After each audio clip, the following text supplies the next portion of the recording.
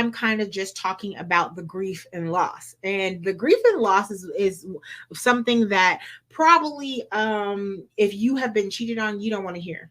But it's something that you need to hear, actually. And whether your partner actually confesses this to you or not, it's something that they actually do go through. And so, again, if you are the person that cheated, a lot of times you're reluctant to confess this, but the loss of the affair partner is something that you grieve. It is a loss. It's like any other breakup, right? It should be treated similarly. Okay. Um, especially if it was a deep, long affair. You definitely have to choose to grieve it in a different way.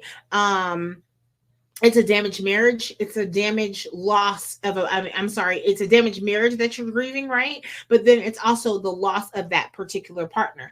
And so you may not be ready to share this with the person that you cheated on, right? However, it also may be soothing and relaxing to talk to a trusted friend or to talk to a therapist, a counselor, a coach, any of those things, to kind of work through how you may be feeling.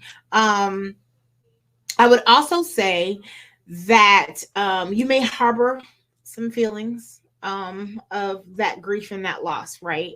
And it's not a good idea to bottle that inside, right?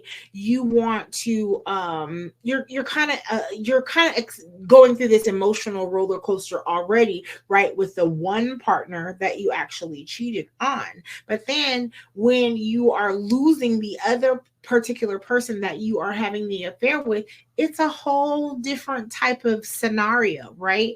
Because whatever you felt like you were missing in your marriage, right, or in that relationship, you went to this other person. And now you're detaching from that other person to try to work it out with this particular person, right? The marriage or the initial relationship, the main relationship. And now it's like, okay, I went over here because of this, and now I'm trying to work it out here when we should have been trying to work it out here, right? But it's still a loss over here, and it's valid, right? Not saying the cheating is valid, right? What I'm saying to you is the loss that you feel is valid, okay?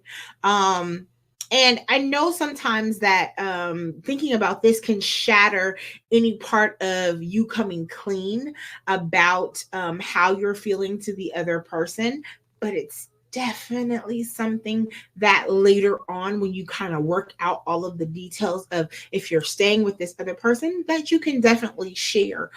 Sometimes those conflicting and mixed feelings and emotions, you have to intentionally say goodbye to the other person. Now, at this point, if you're trying to work it out, you should have said goodbye to the other person already, right? But if you did not do it properly, like, and when I say properly, I mean actually talking it through. Yes, I'm going to go ahead and stay with my wife. Yes, I'm going to go ahead and stay with my husband, and I can no longer see you.